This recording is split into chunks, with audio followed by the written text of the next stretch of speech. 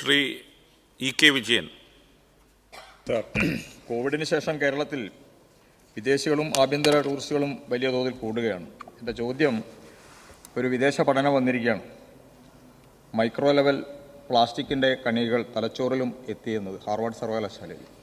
അപ്പോൾ നമ്മളെ കുസാറ്റ് എൻ്റെ ഒരു പഠനത്തിൽ വേമ്പനാട് കായലിൽ ഇതിൻ്റെ കണികളുണ്ട് എന്ന് കണ്ടെത്തിയിട്ടുണ്ട്.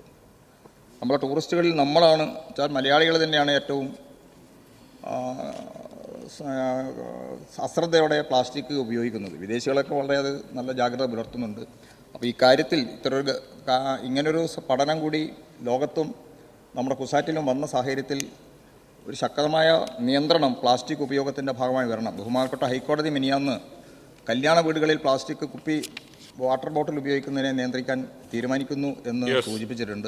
അപ്പോൾ അതിൻ്റെ ഭാഗമായി ഈ മേഖലകളിൽ നമുക്ക് പകരം സംവിധാനം സൃഷ്ടിക്കുന്നൊരു ബൃഹത്തായ പദ്ധതി ആവിഷ്കരിക്കുമോ എന്നാണ് എൻ്റെ ചോദ്യം. പ്ലാസ്റ്റിക്കുമായി ബന്ധപ്പെട്ട വിഷയം നേരത്തെ പറഞ്ഞത് ആവർത്തിക്കുന്നില്ല. ഇതിന് എല്ലാ നിലയിലും ഒരു ഭാഗത്ത് ബോധവൽക്കരണവും സർക്കാർ പരിപാടികളിൽ കർശനമായ നിയന്ത്രണവും വരുന്നതോടൊപ്പം തന്നെ ഒരു ആൾട്ടർനേറ്റീവ്, ഒരു ബദൽ എന്നുള്ള നിലയിൽ എന്ത് എന്നുള്ളത് പരിശോധിച്ചു ഉത്തരവാദിത്ത ടൂറിസം മിഷനെയും അതുപോലെ തന്നെ ഓരോ പ്രദേശത്തെയും ജനങ്ങളെയും ആകെ അണിനിരത്തിക്കൊണ്ടുള്ള പദ്ധതികളും ഉൽപ്പന്നങ്ങളും കൊണ്ടുവരാനുള്ള ഇടപെടലാണ് ഇപ്പോൾ ടൂറിസം വകുപ്പ് നടത്തിക്കൊണ്ടിരിക്കുന്നത്.